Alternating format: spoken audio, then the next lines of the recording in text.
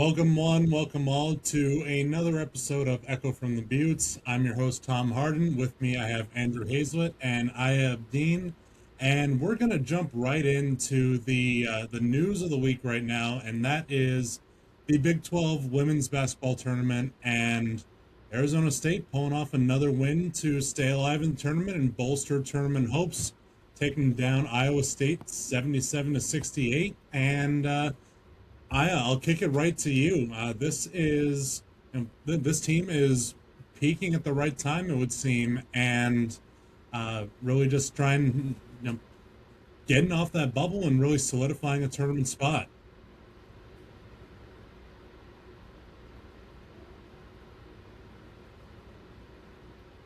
You are muted, by the way. My bad. I apologize. But I do have to say this Sun Devils women's basketball team is super special to watch.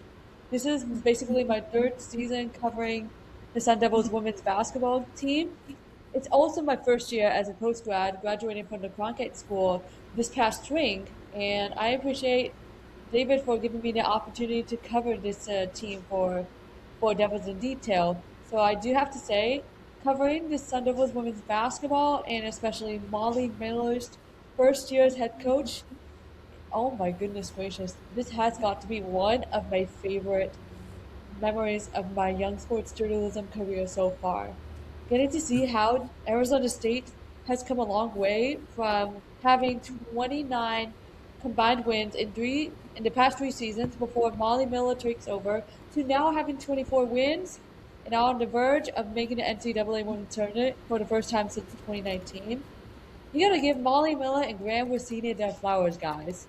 Like, they deserve the recognition for the type of turnaround Molly Miller and the team has had since the first game of the season and type of players they have brought in due to transfer portal.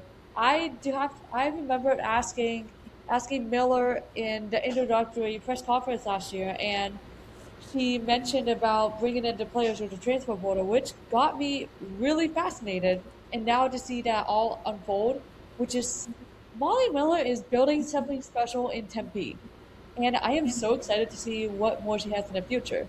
But to see how they have been performing in the Big 12 tournament so far, from the first round to the second round, which actually took place on Thursday night, one of the players has been really impressive, which is Australian guard Lastia Poa.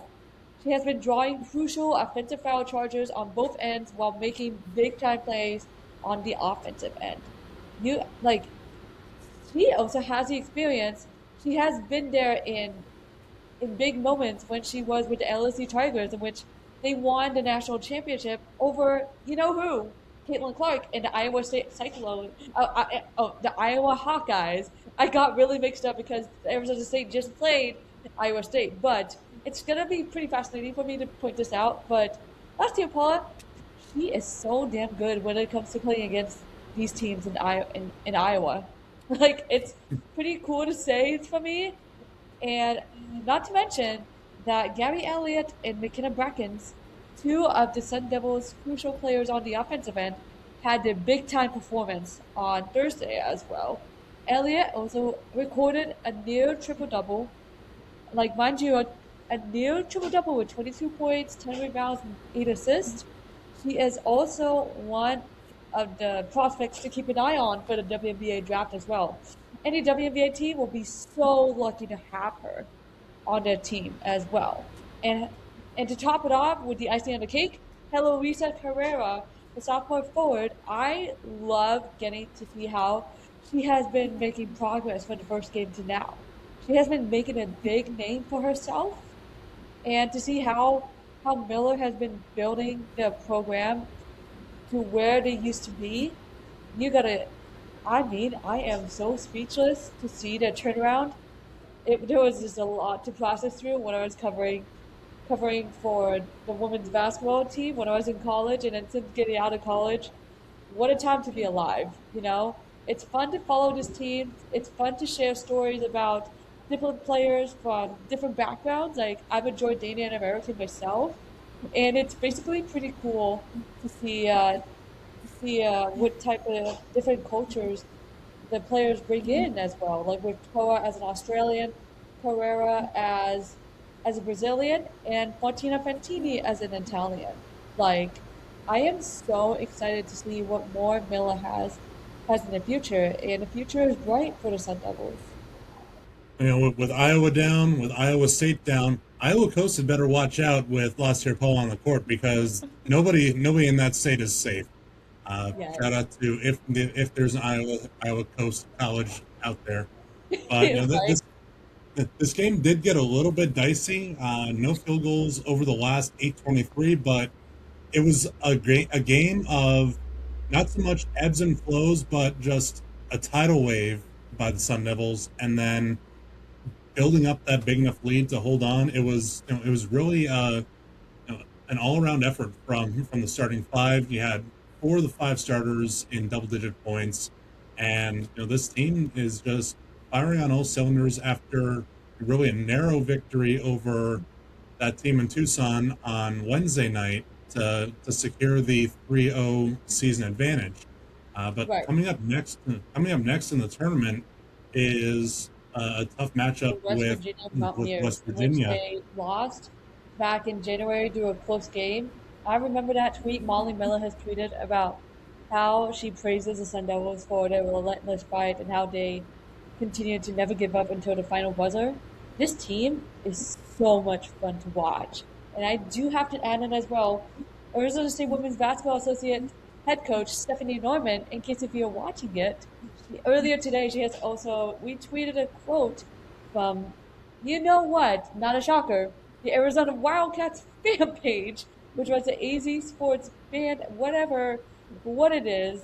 It is, oh, actually, I found it. It's AZ Bandcat Sports.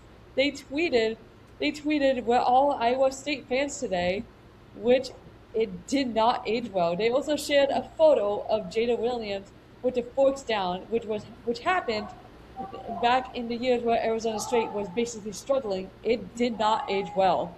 Like literally, Stephanie Norman, she literally tweeted, "Awesome, who are you playing?" I mean, Arizona's season came to an end yesterday after losing in a heartbreaker. But I do have to give respect to Becky Burke and the Wildcats women's basketball for the fight in the 3 games this year. Like it's a bright future for both Molly Miller and Becky Burke in the state of Arizona when it comes to college women's basketball. But I do have to say though, it's a little bit off topic for me to bring it up. You guys are gonna be so hungry, mind you.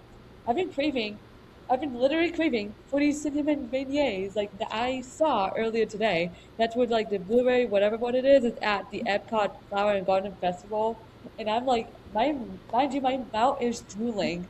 Like if Arizona State won, then I would be having some beignets. But so far I haven't gotten them yet, but I'm probably gonna get them tomorrow. So it's a coincidence that Arizona State's colors are maroon and gold. And you can see like there's a little bit of a gold shine through the sunlight inside that photo. So We'll have to get some DoorDash on the case to get those beignets delivered to all of us here because those sound just about perfect right now. yes, please. Another win, if Arizona State can pull off the upset over West Virginia, right now the ladies are on the bubble. They're considered among the first four teams out, but I tell you, a win against West Virginia that should I'm gonna cross my fingers here should Literally fingers solidify a crossed as spot in the well. tournament. I mean, to add that in as well, tonight's win has definitely kept Arizona State's chances of advancing to the big dance as well. Like continuing to building on to the resume in Molly Miller's first year as head coach, which not to mention she also led a Grand Canyon University to an appearance in an NCAA tournament last year, is really crucial. And I gotta say, what a great week to be an Arizona State basketball fan. Like this Tuesday, I remember being in attendance at the men's basketball game in which they upset the Kansas Jayhawks in what could be Bobby Hurley's final game as head coach. And like it's pretty fascinating for me to bring this up as well. I love doing all the yapping out here while you guys are like um Bill Self, the head coach of the Kansas Jayhawks, he was ejected from the game, and someone literally blasted like I don't know what it is. It's like like how he came back to the locker room with that. What a coincidence! Whoever has done it deserves a raise. Whoever's on smoke machine duty, make that a permanent fixture uh, at Desert Financial Arena because that was just Yes, chef's kiss perfection. I don't think he could have planned it any better than that. But we will pivot over to the men's side here, and final game of the regular season on the road coming up at Iowa State this Saturday, and it's it's looking somewhat bleak for the Sun Devil men's side. Not really fighting for an at-large bid right now. A deep run in the Big 12 tournament and the right combination of opponents could fix that, but at this point, this is a chance for the men. They've already secured a 500 record on the season, 16-14 right now, and and obviously the Big 12 tournament might have some impact on that. But honestly, for me, this is a better overall record than I was expecting coming into the season. Uh, yes, the conference record is probably about where I would have projected the Sun Devils to finish. Uh, right now, sitting in 12th place in the conference, still a chance to move up a couple seeding spots in the conference tournament. But this is really a chance for the seniors to just play as long as they can. That's really what I want to see for these guys. I want to see Mo Odom be able to play for as long as he can. I want to see Masama Diop get yeah. as many games in this season. Uh, this is just really survive and advance and extend the season as far as I'm concerned. Yeah, it's almost like I can't believe I'm saying this, but with a win or two in this Big 12 uh, championship bracket for is you kind of wonder, could Bobby Hurley be extended? Which going into the year, I was not. I thought there wasn't any way possible for me at this point to be saying this, but you look with two huge upsets against Kansas and Texas Tech lately, you start to wonder maybe he might be kind of coaching his way into another year, possibly. Yeah. I don't And think it's so yet, but I'm curious to see what you guys have to say. and especially like how the Sun Devils have performed in one of the tournaments in Hawaii back in November, in which they also advanced to the championship game, in which they lost to the USC Trojans.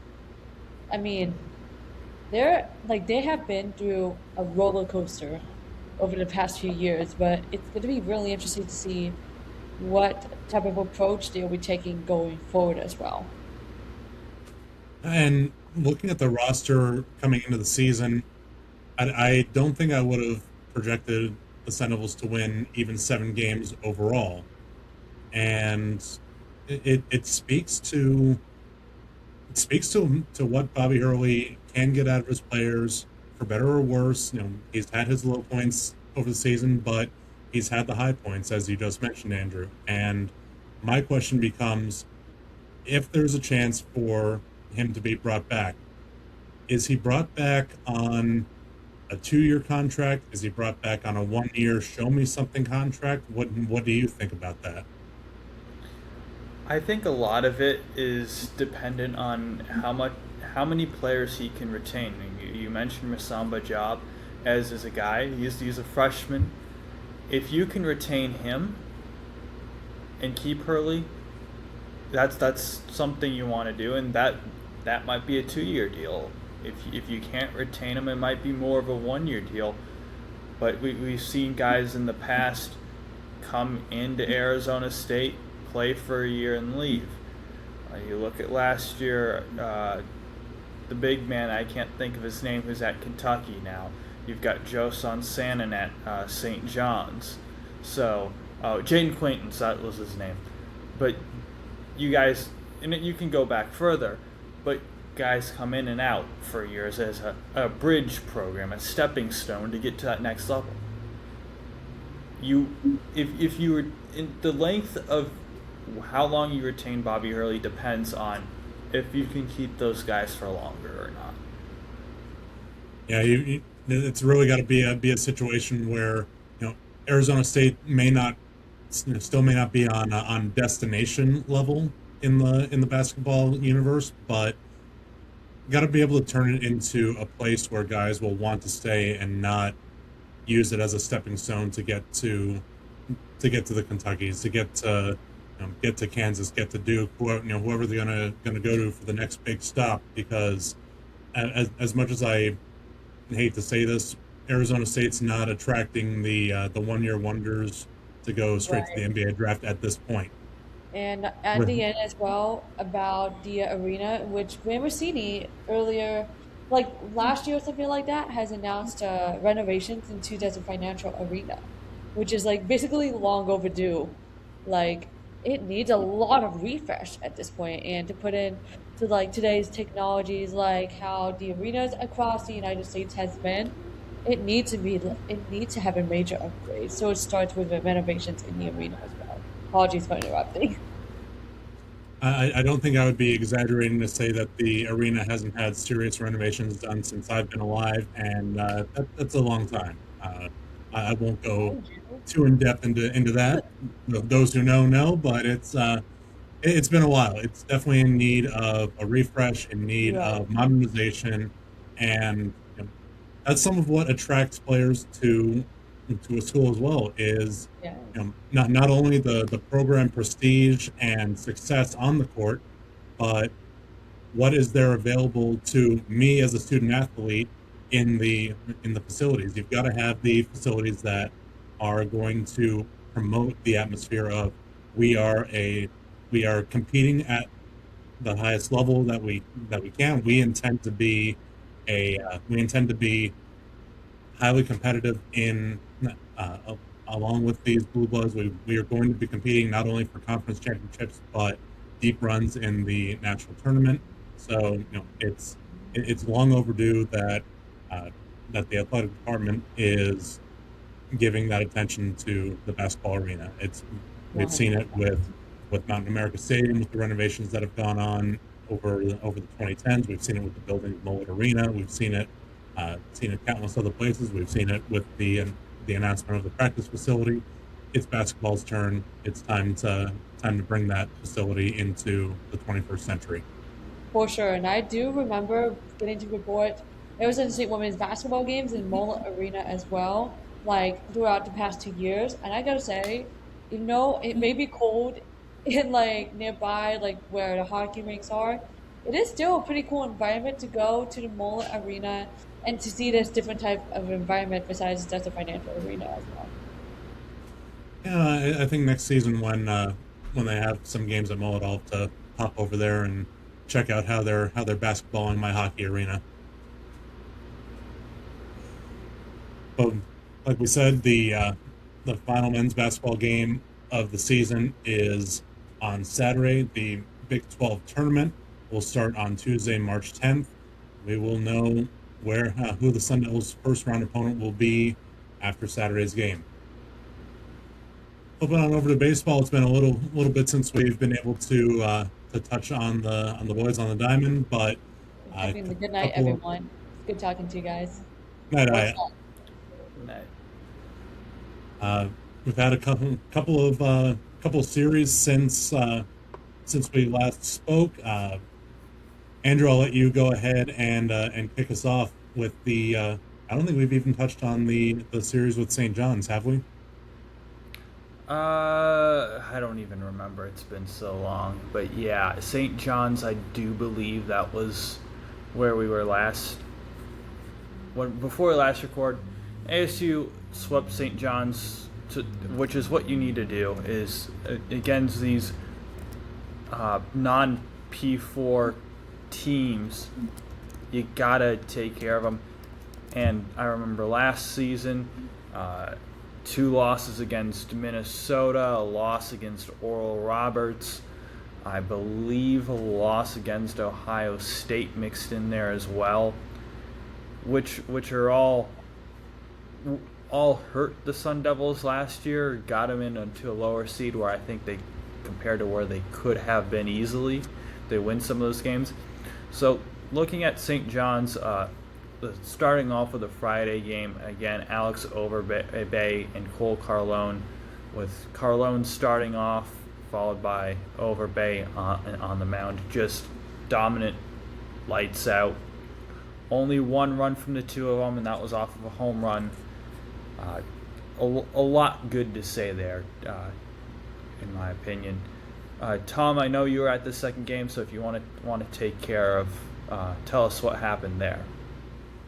Yeah, so Saturday against St. John's, that was a tightly contested game, a 3-1 final. Really, it was a true pitchers duel, which I love to see. You know, I'm all for pitchers duking it out, and you saw Colin Lindner get the start, 4 2/3 innings, and then strong performance by the bullpen. Sean Fitzpatrick, Josh Butler, and Derek Schaefer went the final 5 1/3 innings. No runs on just 5 hits over that stretch, and it was timely hitting in the bottom of the fifth to push across that insurance run. But really, it was the bullpen holding it down, and something that was a bit of a struggle for the Sun Devils last year and over recent seasons. But bullpen got it done for the middle game against St. John's, securing the series win. And then going into Sunday, that's set up for a true bloodbath, 16-6 final. Offense jumped on top of the St. John's pitching early and often, and ran away and hid. Bullpen did falter towards the end, but by that point, the game was already well in hand, and there was no true concern about the Red Storm fighting back to get back into the finale. But that secured the 7-0 start for the Sun Devils before heading on the road for the first, the real test in the early season against number 13 ranked Oklahoma. Andrew, I'll kick that back to you for starting that series. Yeah, a 2-game series there, a midweek, where where there's a saying in college baseball: if you win, midweeks are really important, they matter. If you lose, midweeks don't matter. So at the end of the day, midweeks are going to count, but you have to look and say they are indicative of how good your team is, but they can be fluky. You see it across the NCAA of teams upsetting teams that you just say, whoa, that just surprised you. I believe Arkansas State upset Arkansas. Things happen on midweeks that you kind of just say, wow. That being said, ASU baseball on Tuesday won 15-3 in 7 innings. On the mound, Cole Klecker through 5 innings, 3-run ball, followed by an inning from Butler and Overbay each.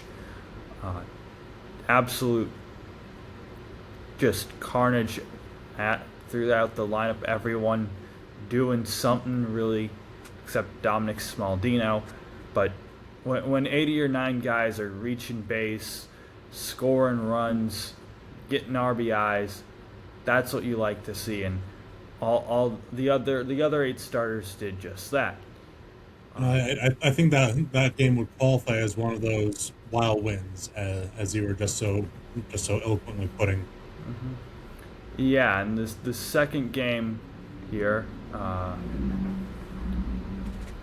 against Oklahoma was the exact opposite. It's more of your traditional game, a 3-4 loss, which again, I was surprised that the second game was more calmer compared to the first game. With you generally throw your A starter, your best guys to start off, and that wasn't really uh, that didn't quite show on Tuesday compared to what Wednesday was.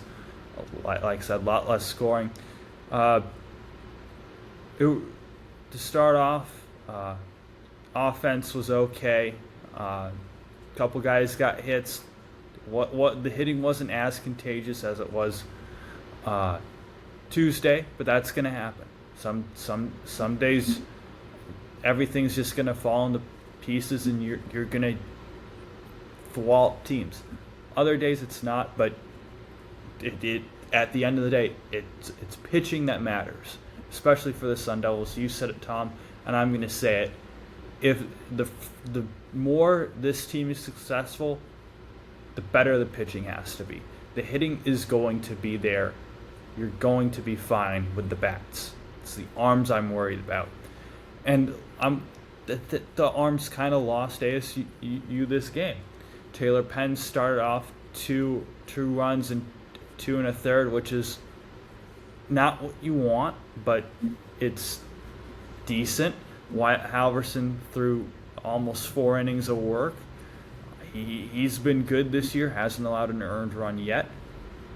Then Sean Fitzpatrick is a similar story as Halverson, threw an inning in the 3rd.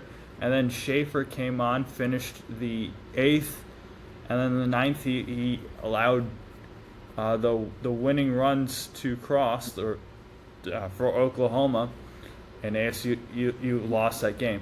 You like to get a few more runs than 3.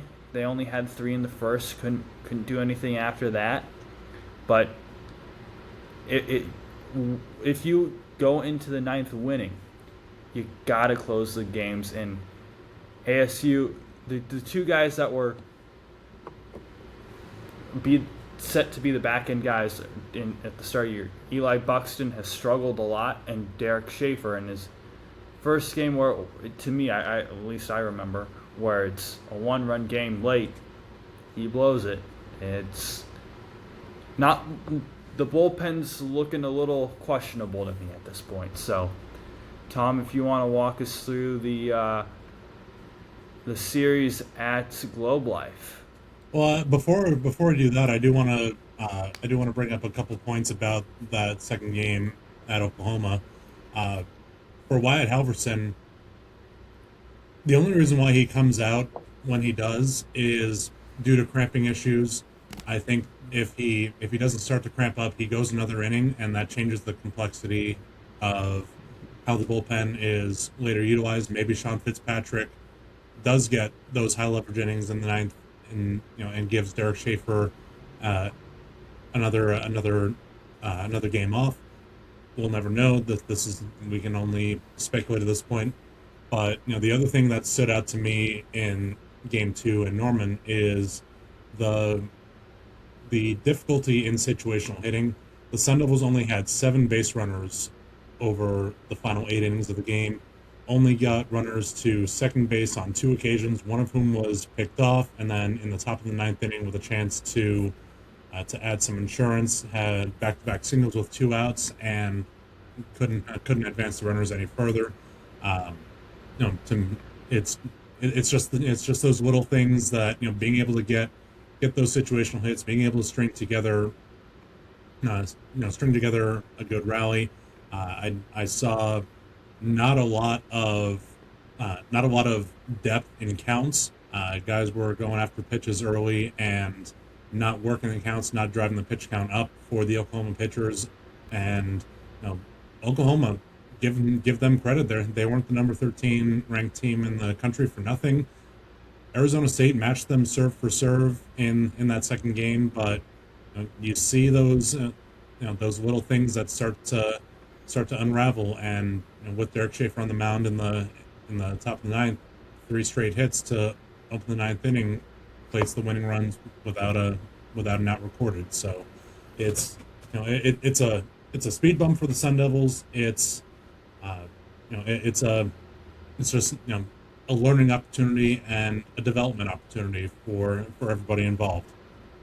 But right after that trip, went to Globe Life Field for the Amateur Bank College Baseball Series, and this was a this was some high caliber opposition that the Seminoles were going up against. Opening up against number four Mississippi State, and I was able to watch the first four innings and change before going off to some spring training here in the Valley, and the game was looking pretty solid. You know, it was a scoreless game through the early going, and then just in the fifth inning, a four spot by Mississippi State just blew the doors off, followed by three runs in the sixth. Arizona State was able to make it at least a competitive game, but going into the final frame down 8-2, that's a lot to claw back from, and it takes a special kind of team to be able to reel off six runs against the number four team in the nation. No disrespect to the Sun Devils, but the competition that they've opened the season against, you absolutely have to win those games. You expect the crooked innings to go up, but I think this team is overall on the right trend to be able to get there, but it's just a tall task against the number four team in the nation. But Yeah, going down 8-4 to open the that weekend on Friday. I wanted to mention Cole Carlone as well. He got pulled early due to cramping, and that's when it, the game kind of got busted open. As the first batter, Josh Butler, faces kind of cold. He gives up a hit and runs score. You'll wonder. You mentioned Halverson in the Oklahoma game, and now Carlone in the Mississippi State game, getting pulled due to some sort of cramping or fatigueness or whatever. And That's I, a I little think with concerning. Halverson, it was more arm fatigue more than cramping. Now that I revisit that, Regardless, kind of two non serious, for lack of a better word, but they're still serious uh, issues. It's a little concerning to have those at this point, especially with two of your best arms at this point in the season. and you see it at the major league level all the time. Guys getting overworked, and this such emphasis on pitch counts and innings limits. These guys are still at a point where if they're good enough, they're going, right after the college season, they're going either to the Cape Cod Baseball League or the Northwoods League or the MLB Draft League, some other summer development league uh, to keep honing their craft and play in front of scouts. And these guys' seasons truly don't have much of an end. They're working straight through practically until October during the fall camp, and it's a rough go of it. It's just managing guys' health. That's really paramount for these young pitchers. But Absolutely. moving forward to Saturday, taking on number 20 ranked Tennessee. This game was a little bit more competitive, though not at the outset. Tennessee put up four runs in the second inning, looking to try and put this game away early, like the Sun Devils have to other opponents. But fourth inning, uh, RBI double by Dean Toigo and an RBI single by Austin Rolig made it a 4-2 game, and then PJ Mucharitas with a sac fly in the seventh brought it to within one run. But Tennessee able to push across that insurance run that we did not see Arizona State able to do against Oklahoma, pulling off the 5-3 win. It was Colin Linder got the start, gave up all four earned runs there in that second inning. Sean Fitzpatrick gave up the unearned run in the ninth inning, and it was the third straight loss for the Sun Devils after such a promising start, going 8-0, three straight losses. leading into a matchup on Sunday with Texas A&M. Just some strong SEC competition, and I think by that point the Sun Devils were weary, were just ready to get back home to Tempe, and the box score kind of shows it. 9-3 final against Texas A&M. Um, this game was really this game was decided very early. 6 runs through 3 innings, uh, a 9-1 lead after the 6th inning. Uh, you can't really quantify one game into a season, but this upcoming series against Loyola Marymount is going to be a much needed respite for the Sun Devils after 5 games against ranked teams in a row. A good chance to rebuild, get some guys that are scuffling early in the season, get them back in the groove, get some guys healthy that need to get healthy, and work into that depth that we've seen to open the season. Yeah, I'm going to be looking at that last Texas A&M game. I'm going to be a little bit critical of Willie Bloomquist here. I don't really like his decision to start Alba over Barrett. Yes, Easton Barrett had been struggling, and yes, that is very concerning, but you kind of threw Jaden Alba to the wolves a little bit.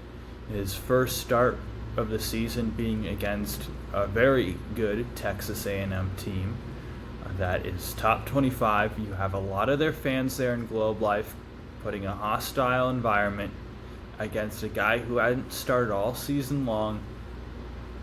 To me, that sounds like a recipe for disaster waiting to happen. Yeah, Easton Barrett did come in and pitch, and he wasn't very good either. But for me, it just didn't make sense for this point to be his first start. Now it's like, moving forward, you kind of question, is Alba the guy you want with his performance on Sunday? If you leave him in the role he is, I think he would be able to be more successful. And then kind of having this not bye week, but week with no midweek game, get to rest, get to recuperate, then I would look at changing the lineup if I was Bloomquist. But they know a lot more than I do. There's probably good reason for the change. That's just my point of view from the outside looking in. And I don't know about you, Tom, against these 3 games against Loyola Marymount. It'll be interesting to see who they go with. Is Carlone ready to pitch again? That's a question I have. I would hope so, but you never know. And then do you keep Colin Linder in there as a 2 or a 3? I would imagine you're going to bring Cole Klecker in. He's been pitching well. What about Alex Overbay? Do you kind of have him as the long arm after Carlone? Do you move him into a midweek role?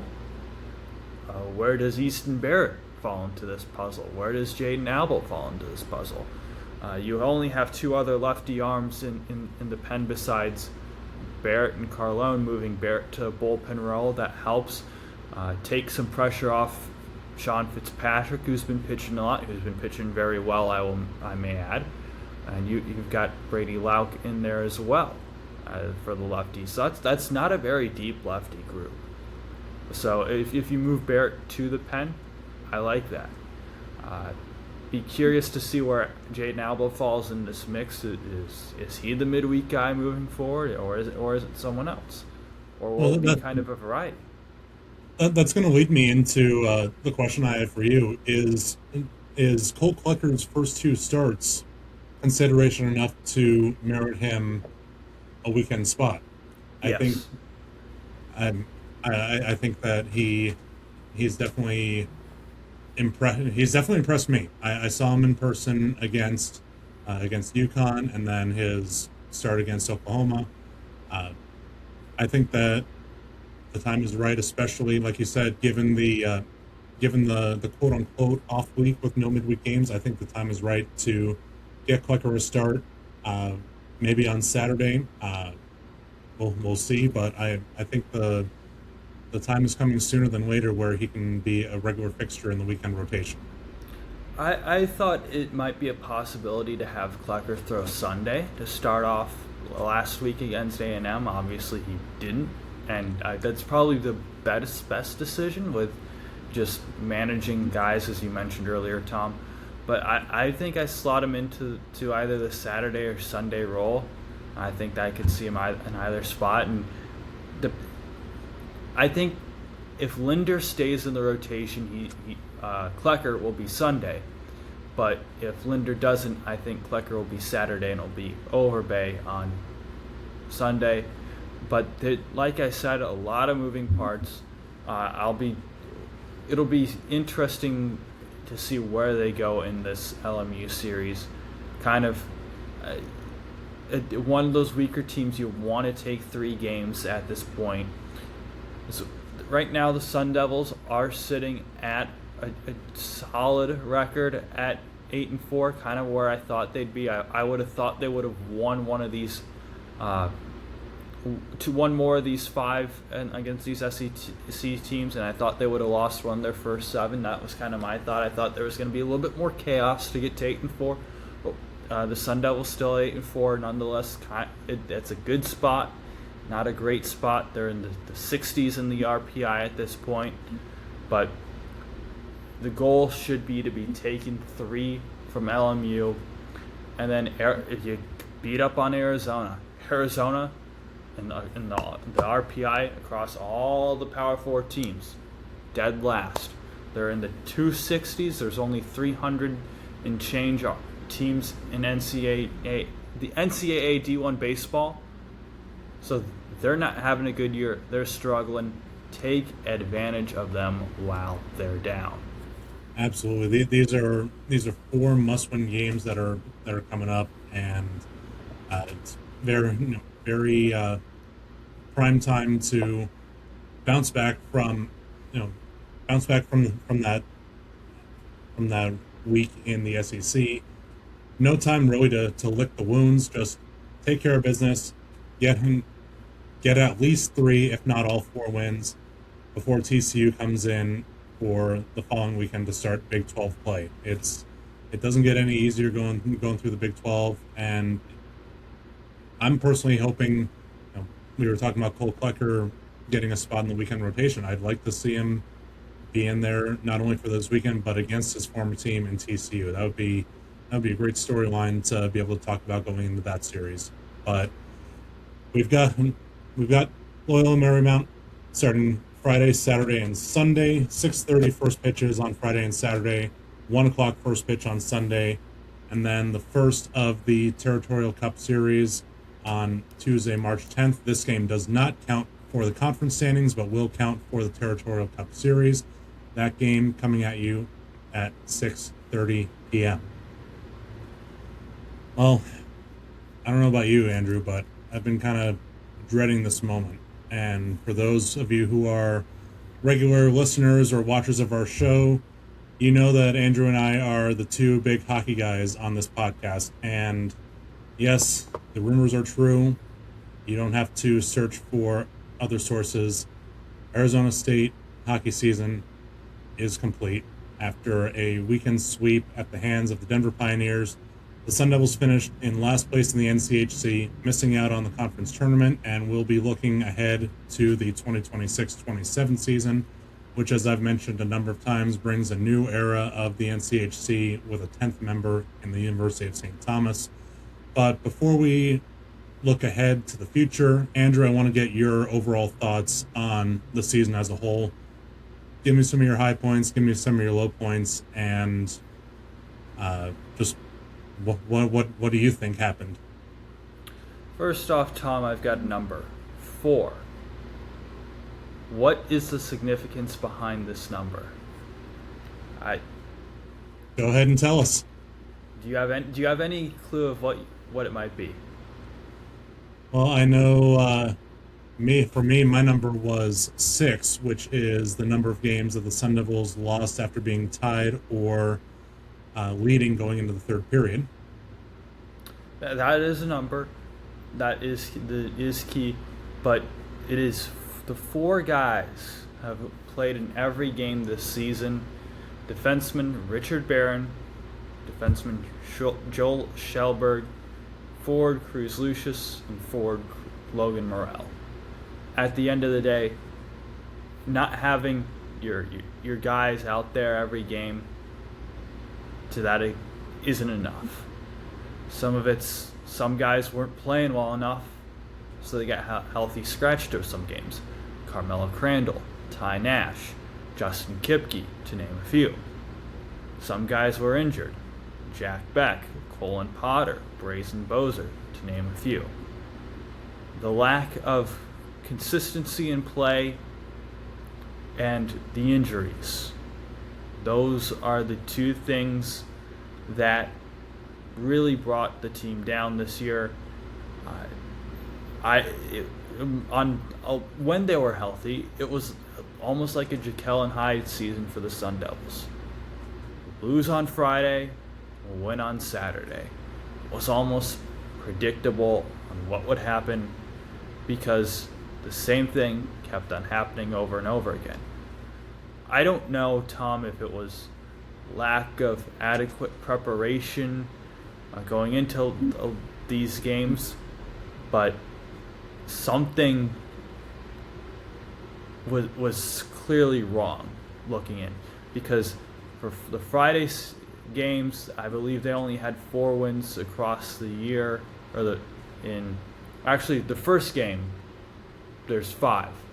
Dartmouth, which was a Saturday-Sunday series, the 2 tournament games, Ohio State, and the road Colorado College series. Beyond that, I don't think there was another one. Maybe the road Miami series, but you'd have to fact check me on that, Tom. But to me, losing the vast majority of your first games, that shows me something has to change moving forward in preparation. I'm going to break it down into thirds of the season. All right. Opening third of the season, we saw play out very similar to how the 2024-25 season went. 4-7-1, and to be completely fair, jumping into the fire against Penn State, coming off of their first Frozen Four appearance in 2025, facing the probable number 1 overall draft pick in this June's draft in Gavin McKenna, a very stacked roster, top to bottom, for head coach Guy Godowski. Now that was a tall task for the Sun Devils to take on, but what sticks for me and what really tipped me off to what eventually became a trend throughout the season was the Augustana series. The first 3 games of the season were the first of those 6 games where the Sun Devils were either leading or tied after 40 minutes of play and could not hold on to the win. This also leads into another number of mine, which is minus 27. That's the Sun Devils' goal differential in the third period. Wow. I'm just going to let that sink in for a little bit, because no matter if you're a hockey fan or not, anytime you are being outscored by 27 in a single period, you're not winning games, whether it's the first period, second period, or third period, but especially in the third period. That kind of goal differential is a microcosm of the hockey season. I knew it was bad. I just didn't know it's that bad. That's nearly a goal a game, Tom. That's not good. I mentioned things that have to change. I think that's one of them. On ice, I mentioned it throughout the year. I kind of using this segue here. Just get in front of the net, the goalie. I think that's something that's got to change offensively. Zone entries and playing along the boards. They got off of that sometimes, but when they were struggling, I felt that's what they were doing. Especially was on the zone entries, doing the dump and chase, and that more often than not failing to work. Defensively, just allowing too many shots. I don't know what you do differently there, because if you look at the goalie's save percentage a game, you look at that and say that's fairly serviceable. I think that wins you games more often than not. But you look at the goals against average for them and you say, ooh, that's a bit rougher than what it should be with that save percentage. That shows me that the goalies, I think, were playing better than what was happening in front of them. A very young defensive core, only 2 upperclassmen, and a guy in Anthony Dowd, who I've mentioned struggled this season, and Tucker Ness, who's a guy who his game is based on hitting people, which is good to have that guy, but of your elder statesmen, you need someone who's an all-around solid player, which unfortunately those guys just aren't. They aren't that, and that's fine. And then also because of the roster turnover with injuries and player departures, Tucker Ness was forced to play literally all around, dressing as fourth line center for much of the last third of the season. But I do want to go back to my thirds breakdown and go to that middle third, starting with the series at home against Denver the weekend before Thanksgiving. You kick it off with a 7-1 loss, and you're left kind of thinking, okay, here we go again. This is just perpetuating. But then, Sun Devils reel off 3 wins in a row, all in overtime. Taking the second game against Denver, sweeping Ohio State, and then it kind of goes back to those splits we were talking about. Friday loss, Saturday win at Minnesota Duluth, followed by a Saturday win, Sunday loss at Dartmouth. And then you kind of close it off with the Desert Hockey Classic, which we should also mention that the Icebreaker Championship in the first third, plus the Desert Hockey Classic, that's 5 straight in-season championships for the Sun Devils. No matter how the season goes, you do kind of have that going for you. But then, in my mind, the real the most debilitating injury of the season came in game 2 against Miami, when Coach Delic for the Red Hawks came in with a hard hit on Cullen Potter. Later that week, it was announced that Cullen Potter would be undergoing surgery, and with Jack Beck already out, having not played since the Ohio State series, your top 6, really your top line, is at a severe handicap without 2 of your top scorers. Thankfully, breakout seasons by Cruz Lucius after missing almost the entire year last year due to surgery. He established new career highs in all 3 offensive categories. Ben Shimmick established a career high in assists.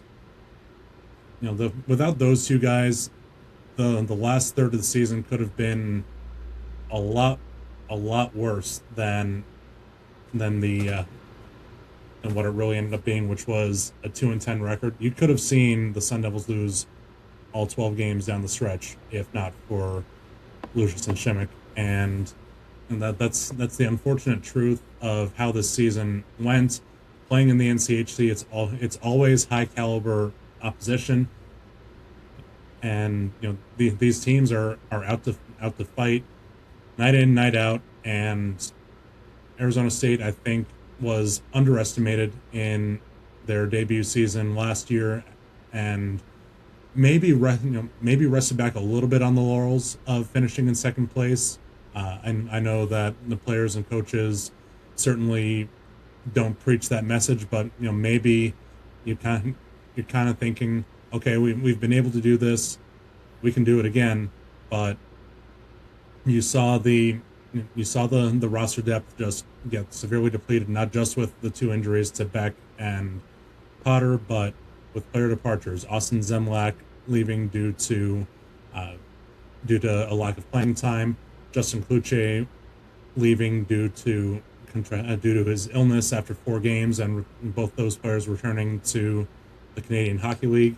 And then Johnny Waldron leaving and signing with the Toledo Walleye of the ECHL after the North Dakota series, which came after he scored his first goal of the season. Uh, with the roster caps in place under the House settlement, only 26 players. There's really no provision for teams to be able to add players mid-season, especially a Power Four athletic program like Arizona State. You're it, Coach Powers was limited to having to bring up Hunter Mullet from the ACHA side just to have extra bodies in practice when not enough guys were healthy enough to be full participants in practice. Um, but there's there's lots of players coming down the pipeline for the Sun Devils in 2026. If we're looking at some of the recruits, again, these are not going to be official that these guys will be here in Tempe. This is just a list of players who could potentially come, but you're looking at Jonas Wu, who's really making a name for himself with Medicine Hat of the Western Hockey League. Noah LaPointe, a strong defenseman coming from the USHL. Marco Billick, goaltender, who's been playing in the North American Hockey League. Landon Hafley with the U.S. Under-18 development team. There's tons and tons of players in the pipeline, plus whoever is going to be coming out of the transfer portal. Coach Powers has repeatedly said that he is confident that Cullen Potter will be returning for his junior season, as will Jack Beck for his sophomore season. Uh, there's lots of speculation about how the roster will shake out. We won't know any of that until after the transfer portal window from April 13th to April the 28th. Yeah, that transfer portal is going to tell us a lot about this team. Who's going to depart? Who's going to come in? After losing a handful of guys, you know you're going to be getting with CHL spots. That's a few roster spots open already. You have the 4 seniors that open a few spots. You're going to want to have a few freshmen, notably Landon Hafley, doing great things. I've seen a lot of him. He's going to be picked in the NHL draft at some point as a second to fourth round pick is what I've seen as a projection on him. Probably high third round if I had to take a stab at it, where he might go. That's a guy I'm really high on, but you never know how the portal's going to be. You could have a mass exodus, or and half your roster leaves, or you could have a couple guys leave, and it depends. If Chase Ham and Tony Achille are the 2 guys leaving, you kind of say, okay, you're fine with that. No disrespect to those guys, but those guys didn't play much this season. And what if it's Potter, Beck, Crandall, Smolin, McGurn, guys that you heavily rely on? That's concerning. But I think you never know. The transfer portal's impossible to predict because these are human beings, and human beings make decisions. They're sometimes right, sometimes wrong. And you don't know what these decisions will be until they play out, and you only know the one side that happens. So it's just so hard to predict. You never know.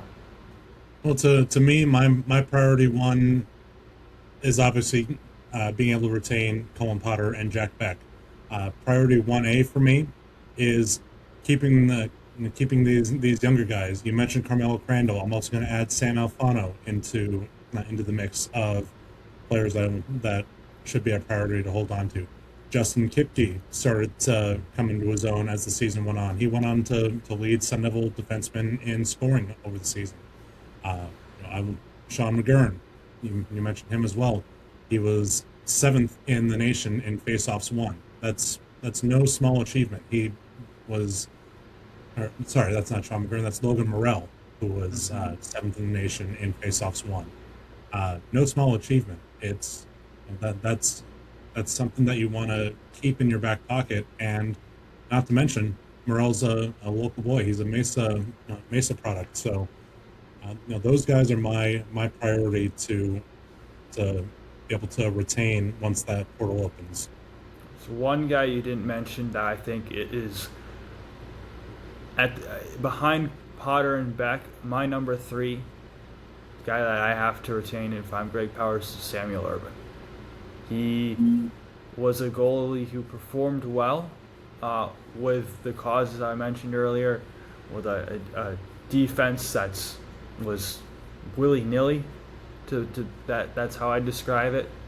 At times, if you can keep him, build a defense around him that where he doesn't get pounded with shots half his starts, you might be looking at a goalie whose save percentage takes a step up, starts having shutouts more often than not, possibly, and can win you games. Yes, he's made some stupid mistakes, let in some soft goals at points this season. I think he'll tell you that if you were to ask him, especially with that one there at the end of the, I believe, the St. Cloud game, if memory serves me right. I'm going to stop you right there on that St. Cloud play. That's a play that 99 times out of 100 goes off without any issue.